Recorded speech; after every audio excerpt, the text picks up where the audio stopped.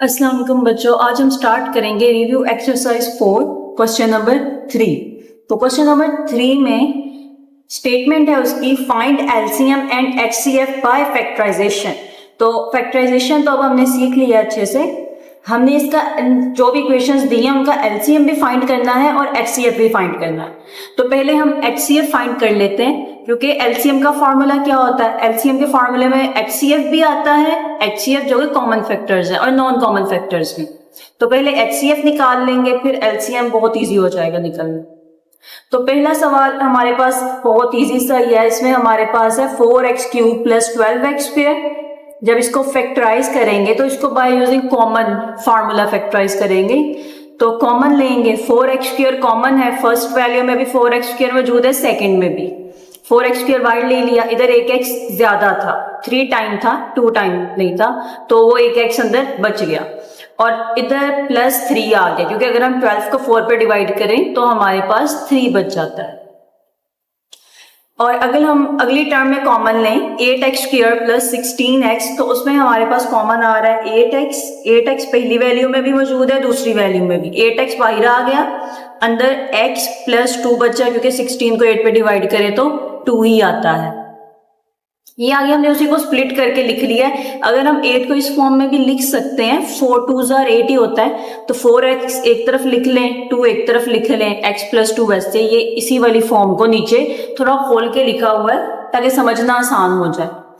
तो अब इनमें कॉमन क्या आ रहा है, 4x कॉमन आ रहा है। ऊपर 2 दफा था 4x, तो एक दफा 4x इनमें क्या आ गया, कॉमन आ गया। तो हमारा एचसीएफ क्या बना, एचसीएफ होता है हाईएस्ट कॉमन फैक्टर, तो वो हमारे पास कॉमन फैक्टर है 4x। अब हमने एलसीएम निकालना है। एलसीएम में होता है common factor multiply non common factor, ये उसका फॉर्मूला है। तो कॉमन फैक्टर में आ गया 4x, नॉन कॉमन में क्या क्या बचा हमारे पास, नॉन कॉमन में 2 बचा और हमारे पास x बचा और x प्लस 2 बचा और x प्लस 3 बचा। वो सारी चीजें हमने लिख ली, 2x, x plus 3, x plus 2, और जब ये अगेन मल्टीप्लाई होंगे 4 2s are 8 और x को x से मल्टीप्लाई करेंगे तो x², x plus 3, x plus 2 वैसे ही लिख लिया। और ये हमारा आंसर है फर्स्ट क्वेश्चन का। सेकेंड क्वेश्चन है हमारे पास x³ plus 3x² minus 4x। तो पहले इसको फैक्टराइज कर लेते हैं। तो इसको हम करेंगे फैक्टराइज बाय टेकिंग कॉमन। तो इन तीनों में कॉमन क्या है, x कॉमन है तीनों में, तो x बाहर लिख लेंगे, अंदर बचेगा x² प्लस 3x माइनस 4। अब इसको फैक्टराइज करेंगे मिडिल ब्रेकिंग के जरिए, प्लस माइनस करें तो सेंटर वाला है, मल्टीप्लाई करें तो लास्ट वाला है। वो 2 नंबर है हमारे पास 4 और 1, 4 में से 1 जाएंगे तो 3 आ जाएगा और 4 को 1 से मल्टीप्लाई करेंगे तो 4 ही आ जाएगा। अब कॉमन ले लेते हैं फर्स्ट 2 टर्म में से और नेक्स्ट 2 में से। तो फर्स्ट 2 में कॉमन है हमारे पास x, अंदर बचा x प्लस 4, और सेकंड 2 में कॉमन है कुछ भी नहीं है तो -1 आ जाएगा। बाहर माइनस का साइन था तो अंदर का साइन चेंज हो जाएगा, बाहर माइनस हो तो अंदर प्लस हो जाता है। अब ये x प्लस 4 2 दफा था तो एक दफा लिख लेंगे x प्लस 4 और एक दफा लिख लेंगे x माइनस 1। ये हमारे पास आ गया x प्लस 4 x माइनस 1। ये फर्स्ट टर्म फैक्टराइज हो गई। सेकंड करते हैं। सेकंड है हमारे पास x² minus 4x plus 3, x² minus 4x plus 3। इसको इधर आगे कर लेते हैं। तो इसमें भी मिडिल ब्रेकिंग करेंगे, प्लस माइनस करें, सेंटर वाला है, मल्टीप्लाई करें, लास्ट वाला है। तो इसमें वो 2 नंबर है हमारे पास 1 और 3। 1 में 3 ऐड करेंगे, -x और -3x। ऐड करने से आ रहा है तो दोनों साइन सेम रखने हैं, दोनों साइन माइनस के होंगे, ठीक है। जब भी ऐड करने से कोई चीज है या तो दोनों साइन प्लस के होते हैं या माइनस के। अगर ऊपर माइनस का साइन है तो इधर भी दोनों साइन माइनस के लगेंगे, ऊपर प्लस का होता तो इधर दोनों साइन प्लस के लगते। 3 1s are 3 और 3 में 1 ऐड किए 4। कॉमन ले लेते हैं फर्स्ट 2 टर्म में से और नेक्स्ट 2 में से। इधर कॉमन आ गया x, अंदर बचा हमारे पास x माइनस 1, इधर कॉमन आ गया -3, अंदर बचा x, बाहर माइनस था, अंदर का साइन चेंज हो गया x -1। एक दफा लिख लेंगे x -1, एक दफा लिख लेंगे x -3। ये हमारे पास सेकंड वैल्यू भी फैक्टराइज हो गई। अब आप देखें दोनों में कॉमन क्या है, x -1 इसमें भी मौजूद है और x -1 इसमें भी मौजूद है, तो ये हमारे पास कॉमन फैक्टर आ गया, हाईएस्ट कॉमन फैक्टर। तो हमारा HCF हमारे पास क्या आ गया, x -1, और LCM निकालेंगे तो LCM निकालने के लिए फॉर्मूला होता है common factor multiply non common factor. तो कॉमन फैक्टर में लिखेंगे x -1 और नॉन कॉमन फैक्टर में लिखेंगे हमारे पास x -3, x और x +4, वो सारा इधर लिख लें, x +4 और x -3। और अगर हम इसको अरेंज कर दें तो x पहले लिख लेते हैं, फिर x -1, फिर x -3 और फिर x +4। ये हमारा आंसर आ गया सेकंड क्वेश्चन का। अब अगला सवाल देखते हैं, क्वेश्चन नंबर 3। क्वेश्चन नंबर 3 में भी हमारे पास दो इक्वेशंस दी हैं, हमने हल करना है। तो पहली वाली को तो फैक्टराइज करेंगे, x² + 8x + 16। तो ये दो तरीकों से हो जाती है। ये हमारे पास होल स्क्वायर का फॉर्मूला भी क्लोज हो जाता है। 16 हमारे पास 4 का स्क्वायर होता है, तो 16 की जगह 4 का स्क्वायर ले लेंगे, x पे भी स्क्वायर सेंटर में, +2, a की जगह x, b की जगह 4। ये दोबारा 4 2 8 ही बन जाता है। तो ये हमारे पास ये वाला फॉर्मूला है, a² + 2ab + b² जो कि बराबर होता है a + b होल स्क्वायर के। तो अब हम इसमें a लिखेंगे और b लिखेंगे। a मतलब x, b 4 और उसके ऊपर लगा देंगे होल स्क्वायर। तो ये हमारे पास होगी फैक्टराइज फर्स्ट टर्म, x +4 के ऊपर स्क्वायर है, आप इसको इस तरह से भी लिख सकते हैं। स्क्वायर का मतलब है कि ये 2 दफा है x +4। अगली टर्म थी हमारे पास x² - 16। 16 हमारे पास 4 का स्क्वायर होता है, तो x² - 4²। यहाँ पर ये हमारे पास फॉर्मूला बन रहा है a² - b²। ठीक है, ये वाला फॉर्मूला बन रहा है a² - b² जो कि बराबर होता है a + b और a - b के। तो एक दफा इसे प्लस में लिखना है, एक दफा माइनस में। एक दफा लिखेंगे x +4, एक दफा लिखेंगे x -4। अगर अब हम देखें HCF मतलब कॉमन क्या है हमारे पास, तो कॉमन हमारे पास आ रहा है x +4, दोनों वैल्यूज में मौजूद है, तो HCF हमारा आ गया x +4। और अगर हम LCM देखें तो LCM में हमारे पास आता है कॉमन मल्टीप्लाई नॉन कॉमन। तो कॉमन में लिखेंगे x +4 और नॉन कॉमन में हमारे पास क्या आ रहा है x -4। x -4 आ रहा है यहाँ से, और एक ये ऊपर x +4 यहाँ पर भी था, तो ये भी आ रहा है x -4 और x +4। x +4 दो दफा हो गए, तो ये बन गया x +4 का स्क्वायर, x -4 x +4 का स्क्वायर। ये हमारा आ गया आंसर क्वेश्चन नंबर 3 का। क्वेश्चन नंबर 4 देखते हैं। क्वेश्चन नंबर 4 है हमारे पास x³ - 9x। पहले इसको फैक्टराइज कर लेते हैं। इसमें सबसे पहले हम लेंगे कॉमन, ठीक है, क्योंकि फर्स्ट वैल्यू पे क्यूब है, सेकंड पे क्यूब नहीं है, तो क्यूब का कोई फार्मूला नहीं लगता। पहले कॉमन लेंगे, x बाहर ले लिया, अंदर बचा x² - 9। 9 हमारे पास होता है 3 का स्क्वायर, तो ये बन गया x² - 3², मतलब a² - b²। तो एक दफा प्लस में लिखेंगे, एक दफा माइनस में लिखेंगे। एक दफा लिखेंगे x +3, एक दफा लिखेंगे x -3। तो ये हमारे पास फर्स्ट वैल्यू फैक्टराइज हो गई। अब सेकंड वैल्यू देखते हैं। सेकंड वैल्यू है हमारे पास x² - x -6। तो इसको इस तरह से करेंगे, प्लस माइनस करने से सेंटर वाला है, मल्टीप्लाई करने से लास्ट वाला है, तो इसमें वो दो नंबर होंगे हमारे पास 3 और 2। अगर हम यहाँ पर करें, नीचे ही कर लेते हैं, x square minus 3x plus 2x minus 6, 3 को 2 से मल्टीप्लाई करें तो 6 आ जाता है, 3 में से 2 माइनस करें तो 1 आ जाता है। ठीक है, तो अब इसमें कॉमन ले लेते हैं फर्स्ट 2 वैल्यू में से और नेक्स्ट 2 वैल्यू में से। फर्स्ट 2 में हमारे पास कॉमन है x, अंदर बचा x माइनस 3। सेकेंड 2 में हमारे पास कॉमन है 2, अंदर बचा x माइनस 3। 6 को अगर 2 पे डिवाइड करें तो 3 आ जाता है।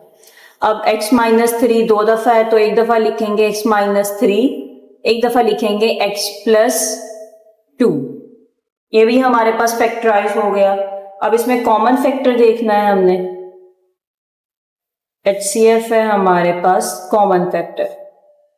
तो अब आप दोनों वैल्यूज में देखें कॉमन क्या है। कॉमन दोनों वैल्यूज में x माइनस 3 है, x माइनस 3 इधर भी है और x माइनस 3 ऊपर वाली वैल्यू में भी है।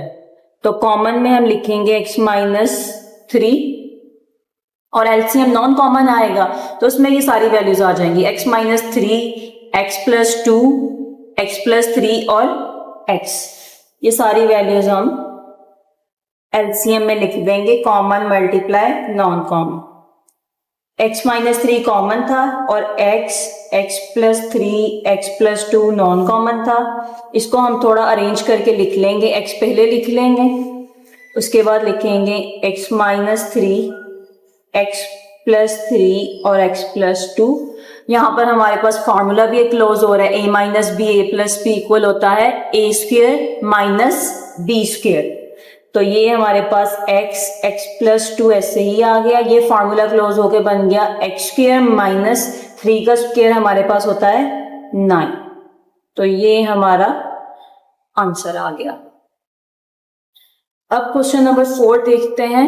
क्वेश्चन नंबर 4 में है हमारे पास find the square root by factorisation and division method of the expression. एक उन्होंने हमें एक्सप्रेशन दी हुई है, हमने उसका स्क्वायर रूट मालूम करना है, एक दफा फैक्टराइजेशन के मेथड से, एक दफा डिवीजन के मेथड से। तो करना शुरू करते हैं। पहले फैक्टराइजेशन का मेथड लगा लेते हैं। फैक्टराइजेशन के मेथड में था 16x की power 4 plus 8x square plus 1। तो इसमें पहले स्क्वायर होना चाहिए स्क्वायर रूट लेने के लिए, तो सबसे पहले स्क्वायर बनाएंगे।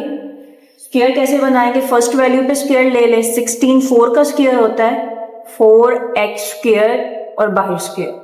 अब 2 को 2 से मल्टीप्लाई करेंगे दोबारा 4 ही बन जाता है। और b पे स्क्वायर मतलब 1 पे आप खुद से ले लें स्क्वायर, वो स्क्वायर ही रहता है। सेंटर में लिखेंगे 2ab, 2a की जगह लिखेंगे 4x स्क्वायर, b की जगह लिखेंगे 1। अगर हम इन्हें मल्टीप्लाई करें तो 4 2 8x स्क्वायर ही दोबारा बनता है।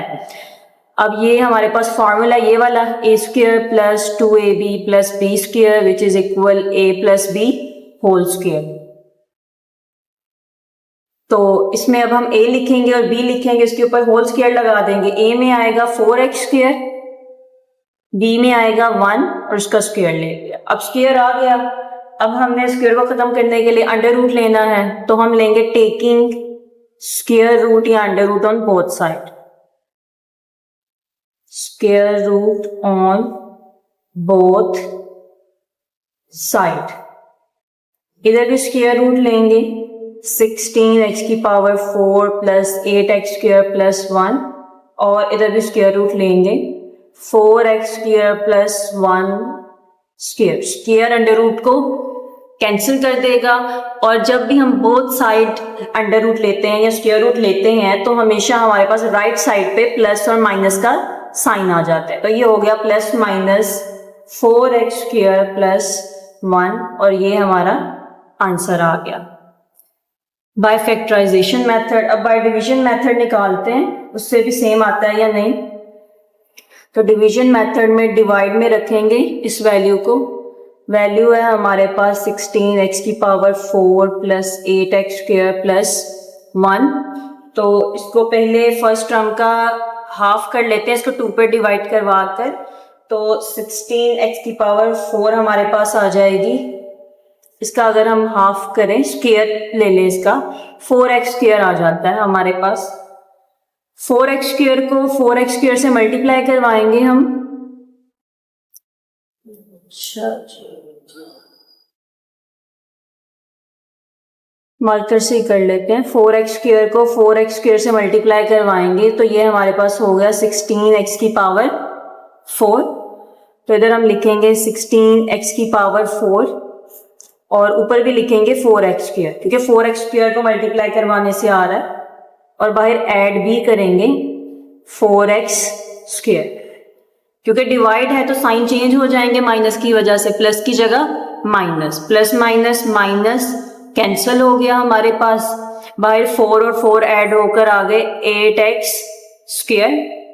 ये वाली वैल्यू जैसे ही नीचे आ जाएंगी 8x स्क्वायर प्लस 1, इसको ऐसे ही हमने नीचे उतार लिया। अब हम कंपेयर करेंगे पहली वैल्यू को पहली वैल्यू से, 8x स्क्वायर को 8x स्क्वायर से। 8x स्क्वायर को अगर हम डिवाइड करवाएं 8x स्क्वायर से तो ये कैंसिल होकर आता है 1 आया हमारे पास। प्लस 1 ऊपर लिखेंगे, प्लस 1 इधर लिखेंगे और प्लस 1 को ही बाहर वाली वैल्यू से मल्टीप्लाई भी करवाएंगे। तो 8x स्क्वायर प्लस 1 को मल्टीप्लाई करवाएंगे प्लस 1 से, ये आ गया 1 को 1 से करवाया 1 ही आ गया, 1 को 8x स्क्वायर से करवाया तो 8x स्क्वायर ही आ गया। ये हमारे पास आ गया 8x स्क्वायर प्लस 1। क्योंकि माइनस है तो साइन चेंज हो जाएंगे, प्लस की जगह माइनस, प्लस की जगह minus, plus minus minus cancel हो गए, कंप्लीट हो गई हमारे पास डिवीजन। अब ये देखें हमारा आंसर इधर भी वही आया है 4x स्क्वायर प्लस 1, तो इसको प्लस माइनस में लिख देंगे 4x स्क्वायर प्लस 1। ठीक है, जब भी आप स्क्वायर रूट के लिए सॉल्व करते हैं तो प्लस माइनस में ही आंसर आता है। तो दोनों में आंसर हमारे पास सेम आया है, बाय फैक्टराइजेशन में भी यही आया है 4x स्क्वायर प्लस 1 और बाय डिवीजन में भी यही आया। अब हमारा लास्ट क्वेश्चन है, ये क्वेश्चन है स्टेटमेंट वाला लेकिन है बहुत इजी सॉल्व करना। The total cost of loan modelled by the expression, उन्हें हमें एक एक्सप्रेशन दी हुई है, ठीक है, उसको सॉल्व करना है। उसमें से हमने where x is the number of year, इसमें जो x है हमारे पास ये नंबर ऑफ ईयर्स है कि कितने साल लगे आपको, ठीक है, रीपेमेंट करने के लिए। तो इसको हल करते हैं। ये हमारे पास हो गया x square minus 8x plus 15। तो इसको हम सिंपली हल करेंगे, प्लस माइनस करें तो सेंटर वाला है, मल्टीप्लाई करें तो लास्ट वाला है। तो वो दो नंबर है हमारे पास 3 और 5, minus 3x minus 5x plus 15। 5 को 3 से मल्टीप्लाई करवाएं 15, 5 में 3 ऐड करें 8, ऊपर माइनस का साइन था तो नीचे दोनों जगह माइनस का साइन आया। ये सारी चीजें ध्यान में रखनी है। कैल पे निकालेंगे तो बहुत इजी निकल आएगा, गलती के चांसेस कम हो जाएंगे। तो इन दोनों में क्या कॉमन है, x अंदर बचा हमारे पास x माइनस 3, इधर कॉमन आ गया माइनस 5, अंदर बचा x, बाहर माइनस का साइन था अंदर का साइन चेंज हो गया x माइनस 3। एक दफा लिख लेंगे x माइनस 3, एक दफा लिख लेंगे x माइनस 5। तो ये दोनों हमारे पास जीरो के इक्वल है, क्योंकि ये पूरा जब भी आप रीपेमेंट या टोटल मालूम करते हैं तो जीरो के इक्वल रखते हैं। तो एक दफा लिखेंगे x माइनस 3 इज इक्वल 0, एक दफा लिखेंगे x माइनस 5 इक्वल 0। इक्वालिटी की इस साइड पे माइनस 3 था, तो जब हम इसे दूसरी साइड पे लेकर जाएंगे ये प्लस 3 हो जाएगा। एक x की वैल्यू आई 3 और इधर ये माइनस 5 था, दूसरी साइड पर जाकर प्लस 5 आ जाएगा। तो एक वैल्यू आई हमारे पास 5, तो हमारे आंसर है 3 ईयर और 5 ईयर। ठीक है, तो आपके पास जो रीपेमेंट पीरियड है आया